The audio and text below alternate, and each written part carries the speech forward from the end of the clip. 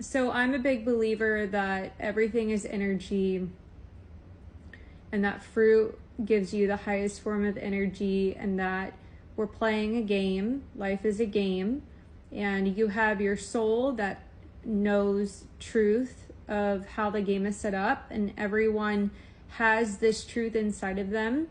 And when people live in embodiment of this truth, it helps allow others the opportunity to also remember this truth because of the frequency that they are able to feel within themselves. So for example, when you walk into a room and you are centered, you have been shown truth of this world, you have accepted it, you're holding your ground, you create there's this thing in physics, it's like coherence, where the people in the room naturally will sync with the person who has the highest field, like frequency field in their central nervous system.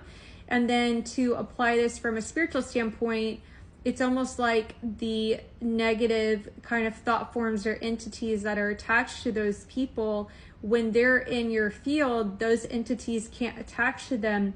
And so it allows the opportunity for the higher level spirits who have specific higher level thought forms to then enter in those people, so they then have the opportunity to reach a higher frequency, even if it's only for a short period of time. And then when they leave your field, they have to go back down and deal with, the lower level thought forms. But because they entered a field of someone with a higher level field who had higher level thought forms, they will continue to remember that. So it allows God or spirit, whatever you would like to say, to be able to work through them more and allow their soul to speak louder. So basically in those moments, the soul is heard louder than the ego. So the ego to me is just another way of saying kind of the false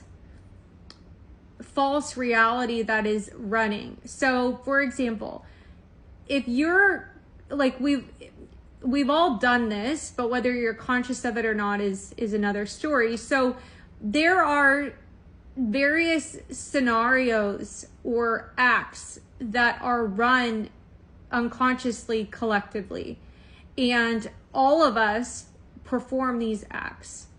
So the more centered you are and conscious, the more that you can exit these acts at any moment.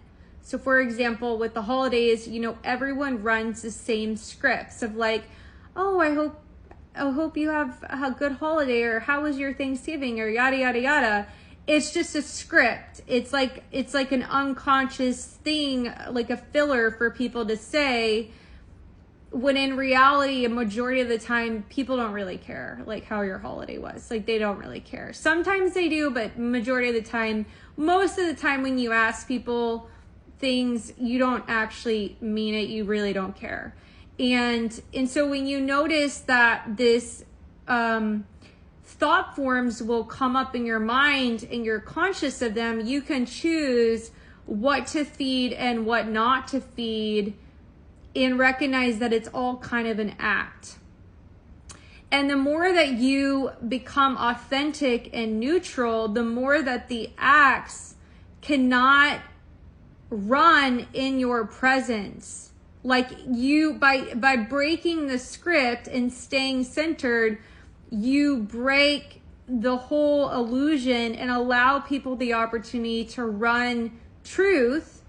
And then people can be authentic. And when you're authentic, you can basically, you're not running a script, you're thinking through. So one of the things that, right now it's winter in the United States, is like, most people kind of keep the workout schedules the same, but for me, my intuition keeps pushing me to work out multiple times in the morning, and then in the afternoon, I kind of just integrate and process reality and let my body, I don't know what it does, but let it recalibrate itself. But one of the things that I've been pushed in the past couple of weeks to really learn more about is how our lymphatic system works. So I guess our lymphatic system has no pump, and so it only moves when we move. And this actually kind of encourages movement in the game. So the more that you move, the more that you focus on intentional breath.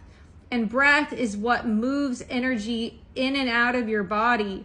And so the more intentional you are with your breathing and the more exertion you do in just different circuit trainings and some sort of cardio, which for me, I like walking, and I just started doing indoor cycling, you naturally are going to be, from a scientific standpoint, I guess, creating more mitochondria in your cells, which create more ATP conversion, which produces more energy in your body. This naturally allows you to operate more efficiently. And then fruit naturally feeds that energetic circuit. And there is a ton of stuff on fruit and how it works with the body and how it requires minimal processing. So then you can just kind of flow and you become this kind of ethereal being. And then when you eat dense foods, like anything heavy, it's like the contrast is surreal, right?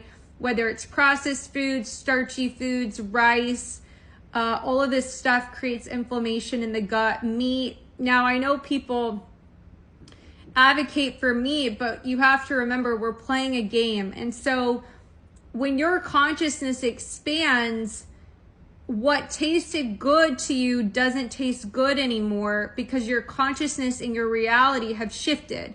So food and food tasting good only tastes good because of the perception of reality that you're plugged into. Everything is like, think of it as everyone's like a puppet, and based off of what field you can hold, you're tapped into more truths about the game of life and how it's set up. And there's all these different variations and levels of frequency and love that you can tap into. If you continue to feed or don't think through your actions, you stay stuck on a level, while other people who think through what they're doing and keep asking themselves, is this the highest form of love? Is this the highest form of love? Does this feel right? Does this feel right? You start to get more and more truths in the game. Now, everyone has their soul, which is higher than this game board completely, that continues trying to push them to act in accordance with a higher frequency so they can get more codes and downloads in order to operate and navigate the game more effectively and in alignment with their soul and their bigger path.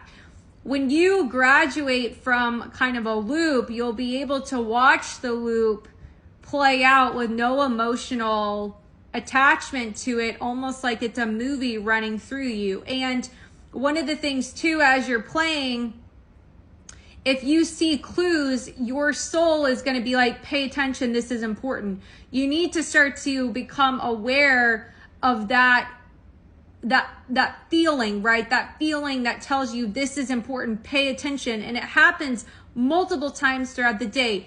Now, if you are constantly just going about your day unconsciously, meaning you're not thinking about anything you're doing, right? You've got all these activities planned, you've got this and this and this you have to do, and this and you're just always thinking about the next thing, you're missing these clues. And that's why you keep repeating behaviors over and over again, because you will continue to repeat behaviors over and over again until you start to pay attention to what is life trying to tell you. And nothing is coincidental. Everything is always happening for your greater good, and also happening so you can become aware if there's any fear or scarcity still left in your mind, so you can override it with your thoughts. You always, at every moment, have an opportunity to rewire your cells, your DNA, your thought form, how you perceive life. And then that way, when you wake up the next morning, you literally are a completely new person than you were the day before.